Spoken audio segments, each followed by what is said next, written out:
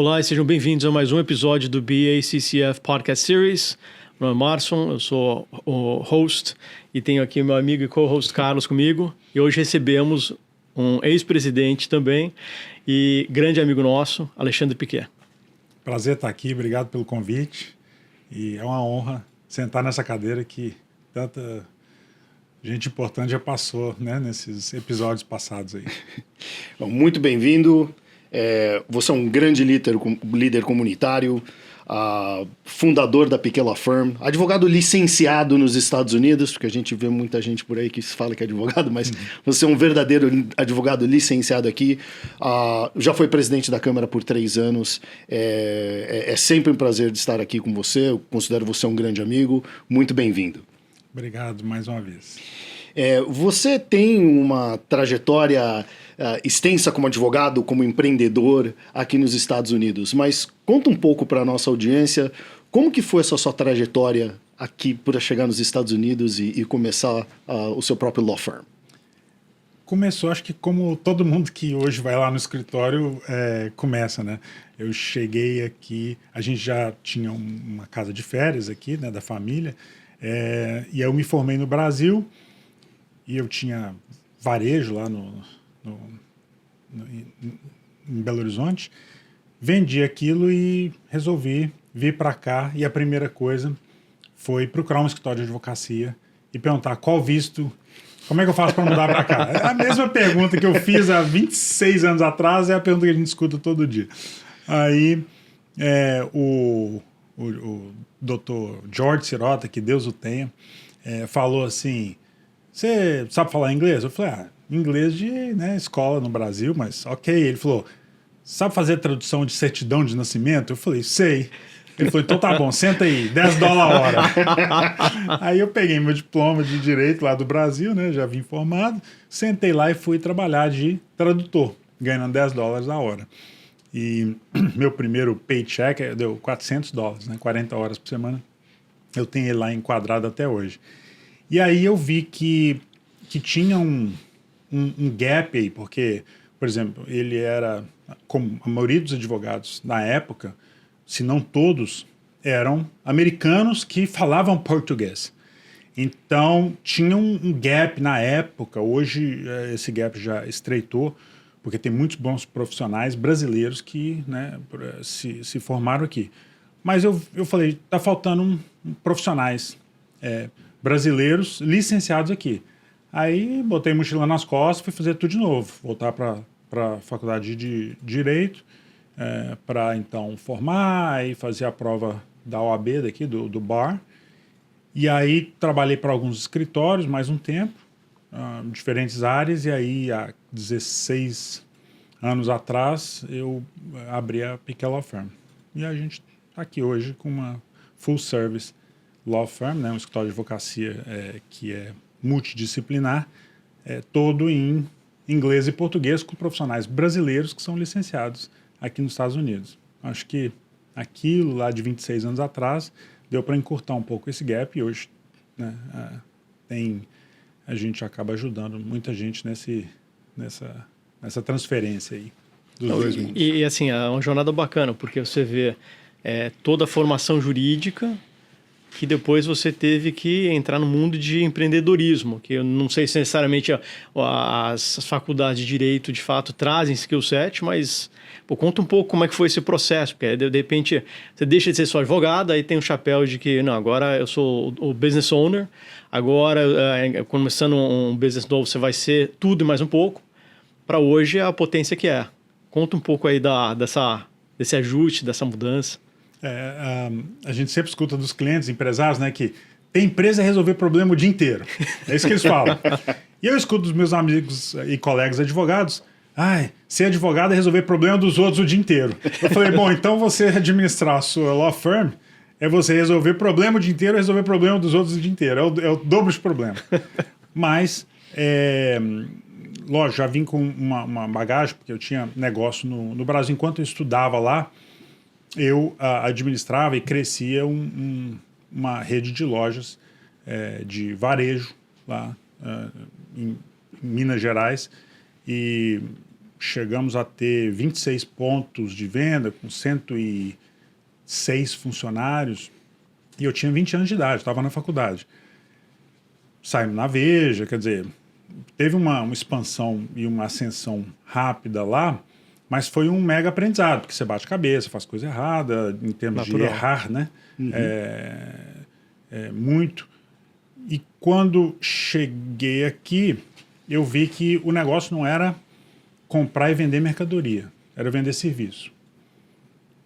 Juntou com o fato de eu já estar formado em direito no Brasil, começar a trabalhar no escritório de advocacia.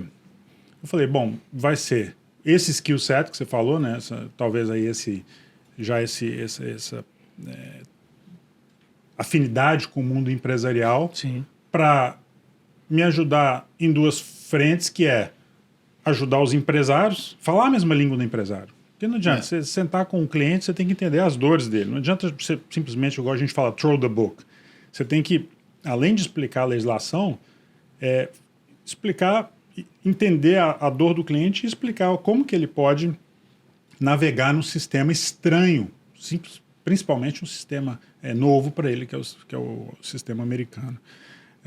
E também me ajudar na questão de administração do próprio escritório de advocacia, né? Quer dizer, hoje no papel de managing partner, né? Que é como é chamado aqui, que é o sócio gerente no escritório de advocacia, você tem que se dividir entre as questões operacionais, são as reuniões internas, os casos e a legislação, e também o marketing, o financeiro e tudo que uma empresa, né? O Carlos administra várias empresas, é isso aí. O dia inteiro. Mas eu acho que ajudou esse background aí de varejo. É o que eu falo, barriga no balcão ensina a gente muita coisa. Eu fiquei lá no Brasil quase 11 anos, barriga no balcão. Final de semana, sábado, domingo, feriado. Aqui eu tive uma loja de sapato também, foi um ano e meio, barriga no balcão também, trabalhava lá sábado, domingo. E isso ensina muito pra gente. É o que eu sempre falo, quero que meus filhos, nos summers, a minha filha agora está na faculdade, que ela, no primeiro summer dela, que vai ser agora, ela vai trabalhar no Starbucks, numa loja, porque é aquele contato ali com o cliente, com problema, você aprende a servir, você aprende a administrar, lidar com gente. Ou coisa que a inteligência artificial ainda não substitui. Ainda não faz. Você sabe que por 3 anos, enquanto eu estava na faculdade, o que eu fiz foi trabalhar para Gap Kids em Coco Walk. Vendi roupa de criança por 3 anos, enquanto eu estava na faculdade, lidando com pessoas todo dia, de pé. Então, entendo 100% do que você está falando. Mas vamos falar um pouquinho dessa sua experiência aqui nos Estados Unidos. Você, um dos líderes junto conosco no conselho da nossa Câmara. Eu e você já tivemos o prazer de palestrar juntos. Acho que a gente tentou fazer o cálculo uma vez entre 150 e 200 vezes juntos aí nos últimos 15 anos, no roadshow da Câmara, no seminário que nós organizamos. Como que essa sua experiência em todos esses anos, palestrando, conversando com essas pessoas, influenciou a sua visão dessa relação Brasil-Estados Unidos? Ajudou demais e sempre eu falo, quem tiver a oportunidade não só de estar, né, em um desses eventos que você organiza já há 20 anos, né? Isso, 23 anos. 23 anos. Eu tive o privilégio de participar aí pelo menos de uns 14 ou... acho que a gente tem 14 ou 15. Anos dessa trajetória, mas enfim, quem tem a oportunidade de participar deve ir, eu sempre falo, mesmo que você já tem cliente nosso lá que já foi 3 vezes, e eles continuam indo, porque cada vez aprende, tem um ângulo diferente, tem um palestrante diferente. E eu também falo para os negócios, os clientes aqui que têm negócios, que se eles soubessem a riqueza de contato e de interação que são esses roadshows no Brasil inteiro, eles também eles deveriam aproveitar a chance para serem palestrantes patrocinadores, né?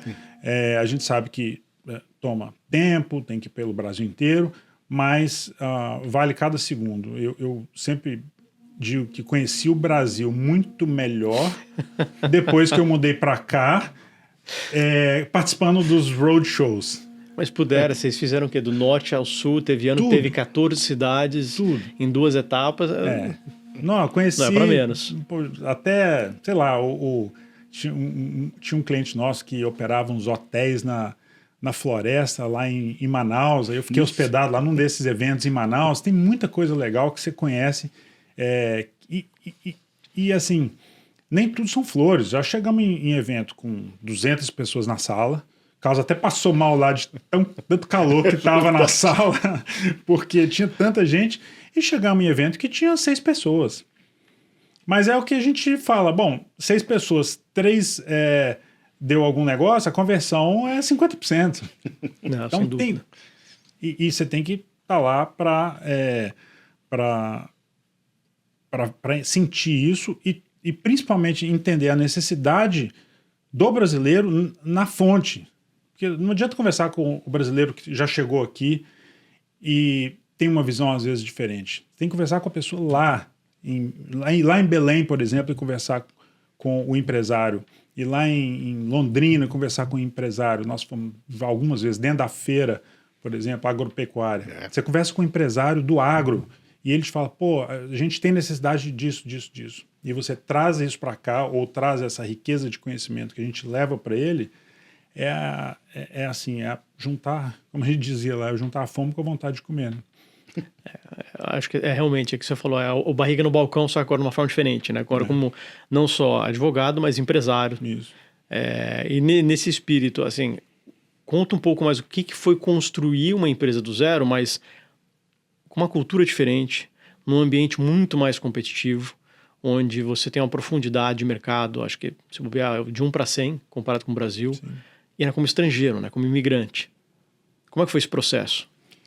Foi orgânico, óbvio que nunca é fácil e continua não sendo, todo dia tem desafios e todo dia tem coisas, como é que é, problema para resolver, mas é um crescimento orgânico e uma evolução que quando você olha para trás, você fala, valeu a pena, não só pelo fato de que a empresa cresce, e aí tem mais gente, fatura mais, mas principalmente pela quantidade de soluções que nós já apresentamos. Porque a gente começou, eu comecei a firma com um laptop fazendo closing de transações imobiliárias. Eu já tinha trabalhado em firmas, em escritórios de advocacia que faziam imigração, que faziam real estate, que faziam tributário, vários contratos, várias outras áreas. Quando eu comecei a firma, o negócio do momento era brasileiro comprando apartamento aqui num mercado que estava totalmente distressed e o dólar estava 1,5, né, para o real. Era um momento favorável onde os corretores de imóveis aqui, não só meu irmão que tem imobiliária, mas N corretores do mercado estavam vendendo para os brasileiros, investidores brasileiros. Bom, ali era abrir empresa e fazer closing. Então eu fiz isso durante um tempo. Depois, como sempre a gente fala, né, nos eventos, tem 3 catracas ali para o investidor brasileiro vir para os Estados Unidos. O negócio está muito bom no Brasil, então ele tem aquela sobra e está querendo investir aqui, porque aqui está bom para comprar imóvel, investir, comprar galpão, etc. Ou então não está tão bom no Brasil e ele está querendo diversificar e ganhar em dólar, que eu acho que é o momento que a gente está vivendo agora, né? Abrir empresa aqui, expandir, abrir filial, etc., para faturar em dólar. E o terceiro é o seguinte, por via das dúvidas, eu quero imigrar com a família inteira, ou pelo menos colocar a segunda geração para já imigrar e fazer um visto de estudante ou um visto de investidor para os filhos virem, ou a família inteira vir. Tem esse terceiro momento que muitas vezes vem junto com o segundo. Vou abrir empresa, já quero estar perto também do negócio novo. Isso acontece bastante. Naquele momento lá atrás era investidor comprando imóvel aqui com preço, né, com a conversão favorável. E aí, dali as fases foram mudando, que a gente já viu aí, sei lá, 26 anos aqui, são 12 eleições presidenciais, 6 lá e 6 aqui. Cada vez que tem uma eleição presidencial, as placas tectônicas andam, movem, e aí dá aquela baforada e solta uma brisa aqui que a gente sente. nessas fases aí, a gente foi incorporando áreas, né, do direito no escritório. E aí depois entrou imigração, óbvio, que já tinha experiência. Eu trouxe gente tem a pessoa lá com a gente, Janine, que é 30 anos de experiência em imigração, ela faz esse ano. Muita experiência acumulada lá nessa área e acabou crescendo muito na época do ali pós-Covid, dos vistos EB2NW, habilidades excepcionais. Isso também teve uma ascensão boa. E aí, junto com isso, veio contratos. Agora, a última, uns 2 anos atrás, a gente engordou mesmo a área de tributário internacional, porque toda essa turma que está abrindo empresa aqui, que está mudando para cá, precisa de um planejamento, pessoa física, pessoa jurídica, tem necessidade de trust, porque quando se vira a chave, já offshore não é a solução, tem que virar para soluções aí de fideicomisso, né, o trust americano. E imposto é sempre simples, né? Sempre tranquilo. Ainda mais no Brasil, né? Quando vai fazer a mudança para cá, até que o pessoal fica surpreso positivamente, porque aqui é mais simples. Mas não quer dizer que aqui é simples, é menos complicado. Né? Mas a gente tem tentado incorporar as áreas que atendem, que são que conversam entre elas, claro. Outro dia a gente fez um contrato de uma aquisição de uma ilha nas Bahamas, mas era um grupo de empresários brasileiros e tinha um componente externo, quer dizer, você acaba sempre tocando ali Brasil e Estados Unidos, mesmo que o objeto, por exemplo, seja nas Bahamas, como foi esse caso. Não, vocês são também uma referência, não só na comunidade, mas em toda a região da Flórida. E eu sou um dos que está sempre recomendando a sua. Obrigado. Inclusive, além de amigo, cliente, então faço questão de frisar a importância de trabalhar com gente séria. E você fez uma excelente introdução para a minha próxima pergunta, porque justamente você já trabalhou com essa parte tributária, da abertura da empresa, estruturas corporativas, a imigração, o investidor. Você falou, assim, desses últimos 26 anos, toda essa experiência. O que você está vendo de tendência, né, que a gente fala moving forward, para os próximos 6 meses, 1 ano? O que você acha que vai ser a maior tendência de demanda, digamos, para o próximo ano, vai? Porque mais fuga de capitais. Ano de eleição, óbvio, então a gente vê um pouco de retração muita consulta, muito pedido de proposta. A decisão está um pouco mais lenta, ou seja, o que a gente fala ali, a luz verde, né, o sign-up mesmo, está um pouco mais lento, mas isso é normal, porque antes da eleição vamos ver como é que fica, mas o interesse aumenta, porque todo mundo já está tentando ver aí um plano B. Um plano B.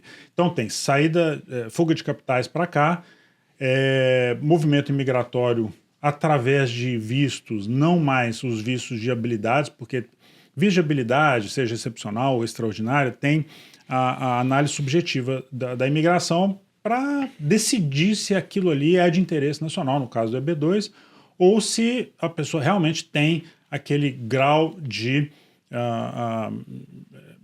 realizações que o EB1 demanda, por exemplo. Mas o EB5, que é através do investimento, e aí não estamos falando do Gold Card, do 1 milhão, estamos falando do EB5 tradicional, que existe desde a década de 90. Esse tem crescido a procura e a gente acredita que vai continuar crescendo, porque o programa melhorou, os projetos estão mais baratos, não estou falando em relação ao 500 mil histórico, mas tem de 1,50 milhão, mas você pode investir 800 mil em áreas, né, de necessidade, isso facilita. E o retorno do capital, dependendo do centro regional, você consegue, não é eliminar o risco, mas você consegue olhar o espelho do passado e olhar para frente e falar, bom, eles nunca falharam, tal centro regional nunca falhou na devolução do recurso. Acho que esse é o caminho aí. E não é uma lição de casa fácil de se fazer, né? Não é qualquer um que simplesmente puxa na internet e tem essa informação. É importante frisar também, né? Tem que estar bem assessorado. Que não seja por nós, qualquer outro profissional que tenha também um histórico de idoneidade, de solidez, porque é um caminho não um pouco complicado para navegar, mas o resultado é interessante, porque não tem análise subjetiva. Você precisa provar o source of funds, de onde vem o recurso, e o centro regional gerar os empregos, e pronto, está feito. E como que você vê nesse ecossistema, né, e nessas demandas, o papel da Câmara?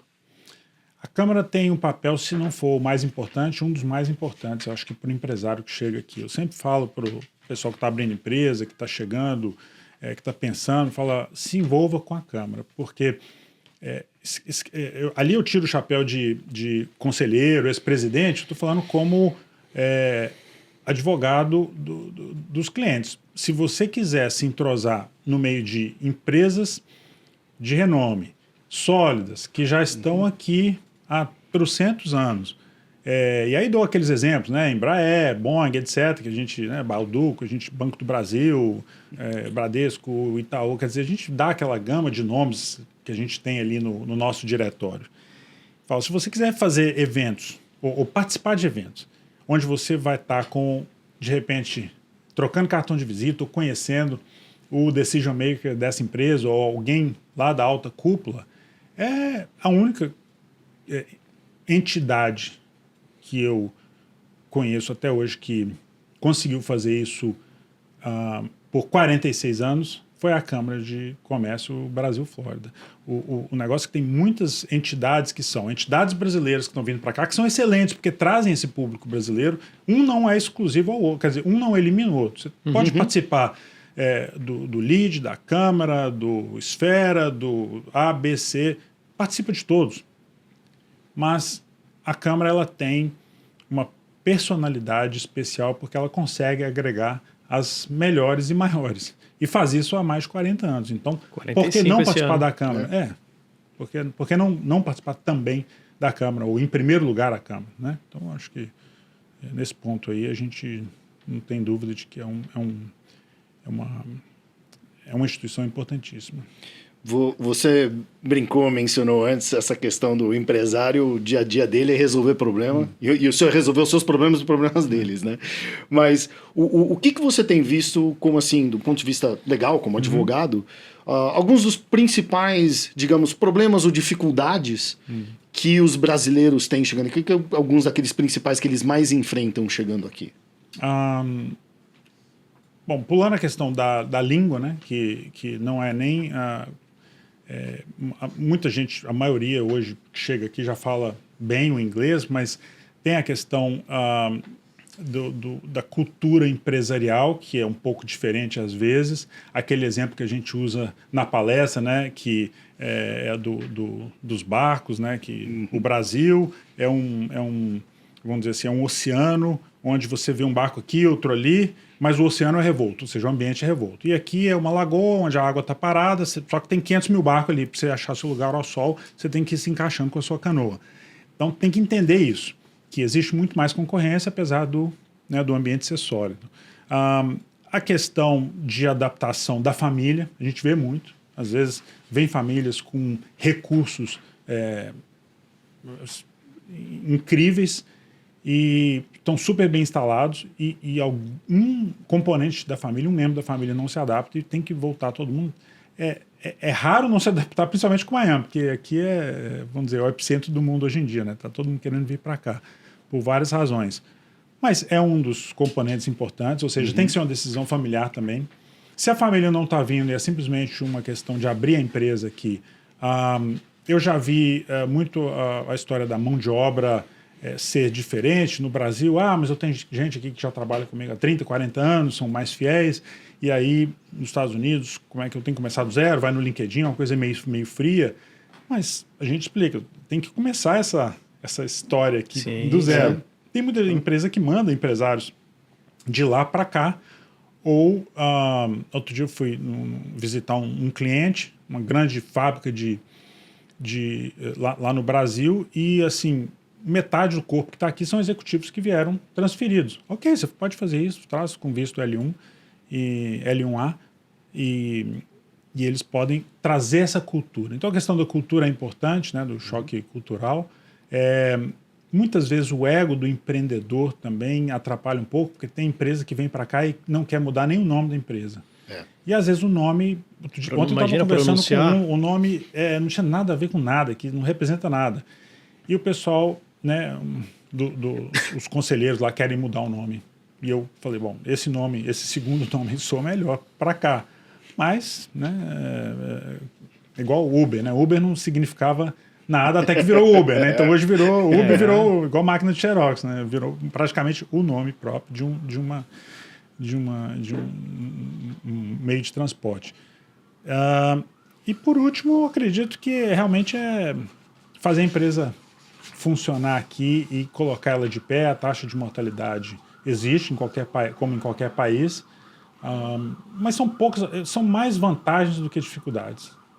Assim, a lista de vantagens é muito maior do que a das dificuldades, né? As vantagens de ter um sistema menos complicado, um mercado pujante, mais oportunidade de negócio, moeda forte. Tem muito mais vantagem do que desvantagem. Impostos menos onerosos, tem várias. Isso ajuda pouco, né? Mas é importante falar que não é mundo perfeito. Não existe. Certeza, o último paraíso que existiu lá já acabou. A gente tem que lidar com o mundo que a gente tem hoje, né? Não, aquela história que você contou da Lagoa, eu acho que é perfeita, porque realmente a gente vê no roadshow, na Câmara, no seminário e tudo mais, justamente isso, que uma das maiores dificuldades é isso, é o nível de competição que eles enfrentam chegando aqui, que às vezes no Brasil compete com 100 e chega aqui e compete com 5 mil. Então, compete com o mundo. Compete com o mundo inteiro. Mas tem a profundidade de mercado para atender, né? Tem negócio para todo mundo. Pensando em comunidade, liderança,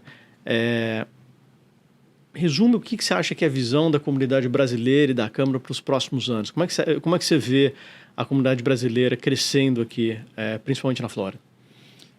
Tem crescido, a gente, né, acompanha os números. Nos últimos 10 anos, pelo menos isso é um sentimento, que a gente começou a ver uma mão de obra e um nível socioeconômico e cultural cada vez maior vindo para cá. Essas famílias, normalmente, até tinham seus negócios aqui, mas não queriam mudar para os Estados Unidos, porque já estavam enraizados. Aí, com a questão enfim, Brasil é ótimo, a gente não prega Brasil, ame ou deixo, mas a gente sabe que tem problemas ali que são bem mais fundamentais, tipo violência, corrupção. É só abrir o jornal aí, tá tudo para todo dia. E isso acaba convencendo as novas gerações dessas grandes famílias a virarem ou querer virar a chave para cá, ou virem para cá, ou assim, para começar alguma coisa, ou virem para cá para já tocar os negócios que a família já tem aqui. Outro dia eu escutei um negócio interessante, um executivo, acho que era até o CEO da General Atlantic, que falava assim, que ele pergunta para um brasileiro, quanto você tem diversificado, por exemplo, nos Estados Unidos, né, do seu portfólio? Aí fala, do seu portfólio líquido? Não, portfólio total. Aí o brasileiro normalmente diz, 3%. Fala, ok, agora esquece que você é cidadão brasileiro, você é um cidadão do mundo, quanto você teria no Brasil? Aí a pessoa fala assim, inverte a história, né? Eu teria pelo menos só no máximo 3% e 97% fora. Eu falei, então, por que você não faz isso? É porque a gente tem medo do desconhecido. O Brasil, a vida inteira, né, o CDI pagando bem, os investimentos lá, a língua praticamente única ali na América Latina, a gente vive dentro daquela grande bolha que é pujante também, que é fantástico, que tem muito recurso sendo gerado, mas acaba não olhando para fora. Isso está mudando muito. Nos últimos 10 anos, mudou demais. Você vê a quantidade de banco que veio para cá, a quantidade de empresas grandes que vieram para cá. Eu acho que o Brasil como um todo está deixando de ficar olhando só para o próprio umbigo, o brasileiro, e está olhando o seguinte, deixa eu ver como que eu posso diversificar. Independente de querer mudar ou não, de querer abrir empresa ou não, estão vendo os Estados Unidos como realmente uma opção de investimento, de negócios, de moradia, de tudo, mesmo que Estados Unidos esteja passando por momentos A, B ou C, republicano ou democrata, com guerra ou sem guerra, isso é a história dos Estados Unidos. Se você estudar um pouquinho, ele vai no ChatGPT e coloca, me resuma a história dos Estados Unidos. Em 5 linhas você vai ver o seguinte, os Estados Unidos sempre teve metido em confusão, um dia um país é um amigo, outro dia ele é inimigo, daqui a pouco volta a ser aliado, e aí a indústria bélica, é isso daí. Se é certo, se é errado, não sei. São 2 partidos que se odeiam, igual, né, no time de futebol, assim, no Brasil, você tem ali 2 normalmente que se odeiam, e sempre vai ser isso, mas o país não para de apresentar essas oportunidades de negócio, né? Mesmo em situações mundiais tipo pandemia, a gente viu Sim. como é que o país se recuperou rápido. Então, apesar da divisão toda e da polarização, né, você tem muita oportunidade. demais. Business is business. Lógico. Uma última pergunta para você. Você tem uma filha na faculdade, eu tenho uma filha na faculdade. Alguma recomendação que você tenha para a nossa próxima geração, que são brasileiros americanos que estão aqui? Primeiro, nunca perder a língua. Eu falo português dentro de casa, falo português com eles. O Felipe está ele é freshman no high school agora, né? Primeiro ano do high school. Ele, em vez, tinha várias opções de línguas lá. Ele me perguntou, o que você acha, papai? Eu faço italiano, francês, japonês? Eu falei, faz o português, pô. Você tem que falar bem, escrever bem, ler bem. E você já vai ter a vantagem de ter isso dentro de casa. A Júlia fez francês, eu acho que na época, mas ela fala muito bem o português e lê e escreve muito bem. Eu acho que não pode perder a língua nossa, pátria sempre vai ser uma vantagem a mais ao lado de um concorrente que está aplicando para uma vaga de emprego ou para uma empresa que você está montando e de repente você está querendo expandir para outros países. Segunda coisa é não, vamos dizer, depender 100% do AI, porque o AI deixa a gente meio também preguiçoso para pensar, né? Mas também não ter totalmente medo do AI. Minha filha falou outro dia, eu parei de usar AI porque eu estou com receio de parar de pensar. Eu falei, não, filha, nem 8 nem 80, né? Utiliza o negócio, mas com parcimônia. E terceiro e mais importante, é uma geração que eu, às vezes, reparo que eles querem todos dar a grande tacada. Começar uma startup e já pegar e virar um unicórnio, né? Vira trabalho em varejo, barriga no balcão, pega trabalho, não é na empresa do amigo do papai, não. Vai ter aí um chefe, vai tomar bronca de chefe, entendeu? Tem que ralar um pouco para um pouco de casca grossa, porque essa geração, independente do nível social da família, ela meio que tem tudo muito fácil demais, né? Hoje os carros dirigem sozinho, o AI pensa por eles, é muito fácil. Tem que ter um pouco de dificuldade. Imagina dar uma enciclopédia para essa geração. Exato. A gente ficava lá lendo Barça, aquelas folhas laminadas, né? Então, mas nós também somos privilegiados de ter participado de uma geração que escutava fita cassete, disco de vinil e cloud. Streaming. Então, exato, a gente tem as duas pontas, né? Carro mecânico e carro automático que dirige sozinho. O papo tá bom, mas acabou nosso tempo. Muito obrigado por vir aqui conversar conosco, contribuir todos esses anos na Câmara, liderar a Câmara no board, depois como presidente por 3 anos. Muito obrigado.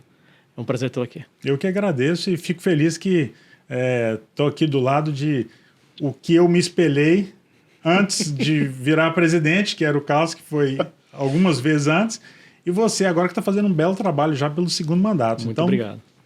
A gente fica feliz que a Câmara está bem, com história bacana e com um futuro promissor. Quero te agradecer também, Piquet. Muito obrigado por estar aqui, compartilhar toda essa sua história, essa sua experiência, seu know-how conosco. E quero agradecer também todos aqueles que estão nos assistindo, que eu vou ter que pegar aqui o meu cheat sheet que eu falo, mas é porque a nossa Câmara tem muita coisa vindo. Nós temos aí vindo o nosso Business Card Exchange, que é a troca de cartões, no 1º de abril. Nós temos um dia para reciclagem de eletrônicos no dia 4 de abril. Nós temos um evento com o Roundtable com o Federal Reserve, agora no dia 8 de abril, que vai ser super interessante, segundo o que nós estamos fazendo. Temos um evento de networking virtual, que será no dia 24 de maio. E depois nós temos almoços de comitês e tudo mais. E o nosso roadshow, que a primeira rodada vai ser em maio, a outra vai ser em agosto. Eu tenho vários outros itens aqui na lista, mas para aqueles que querem ficar em tune, sabendo de tudo que a nossa Câmara está fazendo, por favor, visitem o nosso website, que é o www.brasilcomzchamber.org. Lá vocês podem se cadastrar para receber informações nossas do nosso mailing list, ou tá lá o nosso LinkedIn, o nosso Facebook e o nosso Instagram, e tem obviamente esse canal de YouTube onde vocês estão assistindo, ou o Spotify por onde vocês estão escutando. Muito obrigado a todos e até o próximo BACCF Podcast Series. Obrigado. Obrigado.